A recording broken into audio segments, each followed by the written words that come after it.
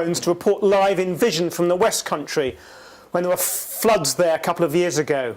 It was impossible to get a vehicle anywhere near where the flooding had taken place. One reporter even used his phone to not only shoot the pictures but also to edit and feed back his report after the main camera had packed up. Our latest piece of kit is a drone equipped with a high-definition camera. It provides remarkable aerial video, closer up than a helicopter can offer and at a fraction of the cost. This is an area in which we've had to report on far too much bloodshed.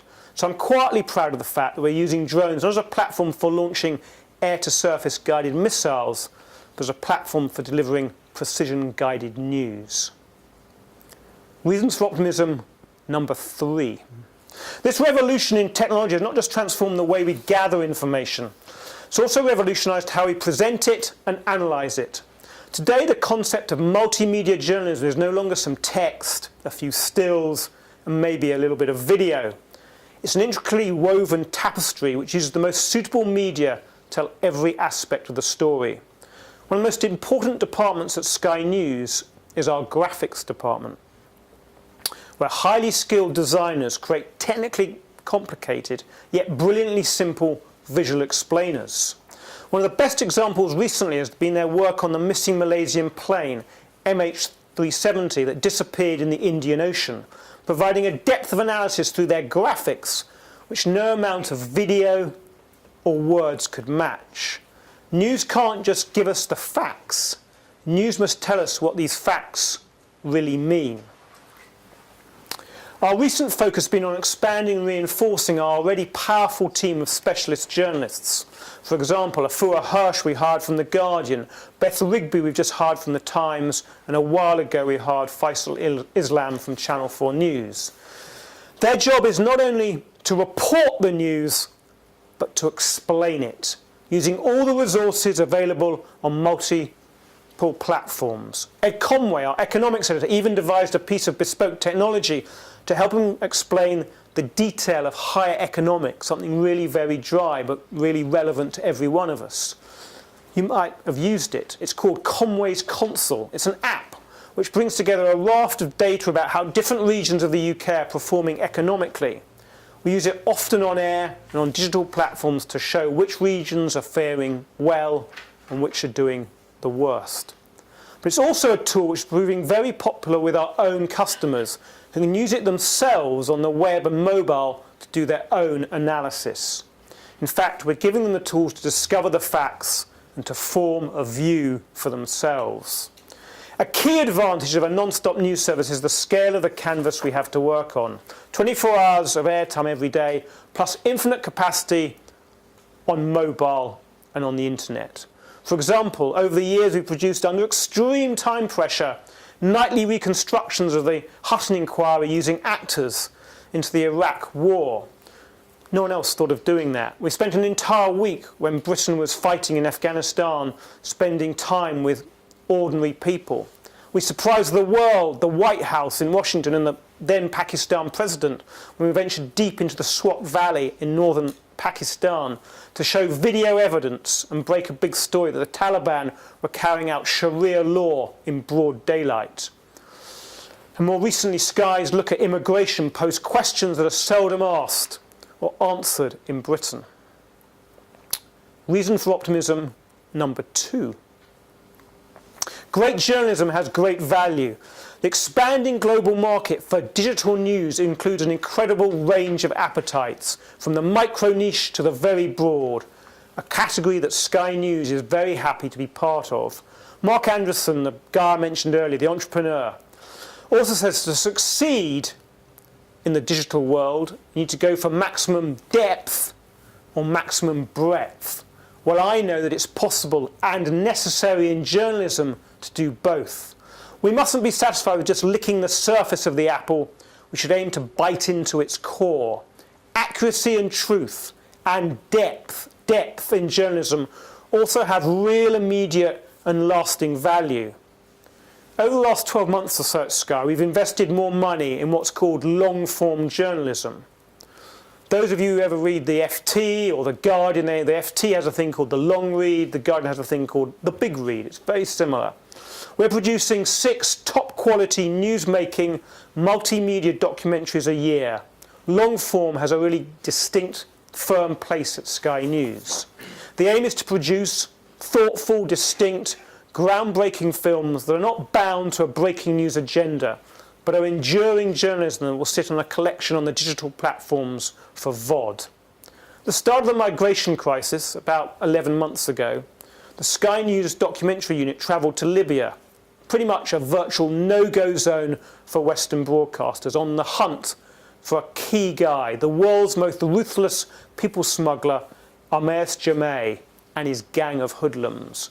Our cameras went inside a detention centre for refugees in Libya, and this is what they shot.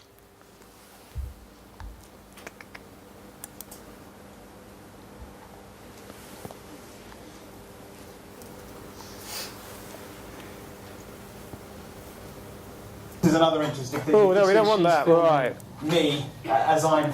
I may need some help to get me back to the detention centre. The last one just rolled on. Yeah, it did. We'll just try and get to the drag it to there and let it play on, maybe. And then hit play.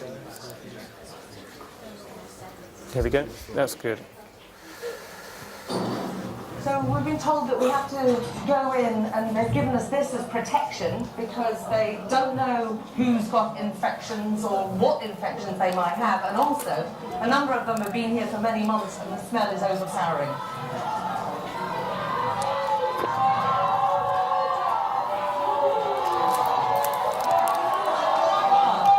Not a very good reception from them. Over here. To your right.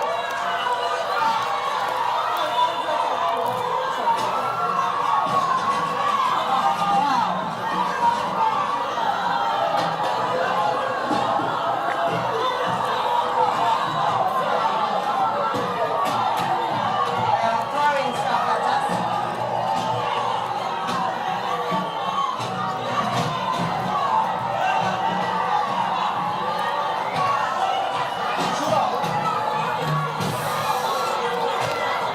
Okay, then we're moving people. Can we talk? Talk?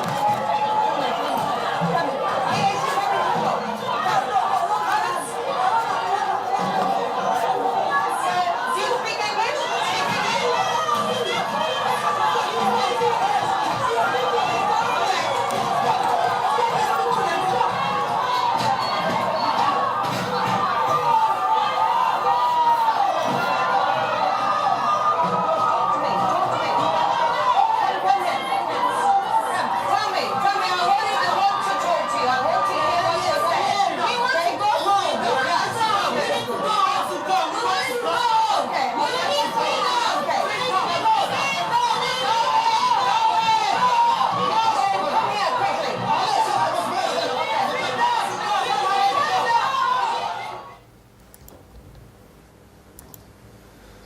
I hope that stopped.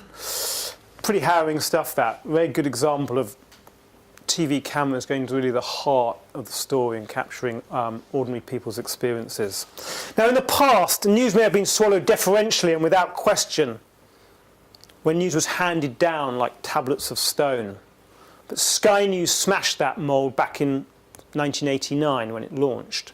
The very concept of a rolling news channel has transformed the whole relationship between broadcasters and viewers in the UK.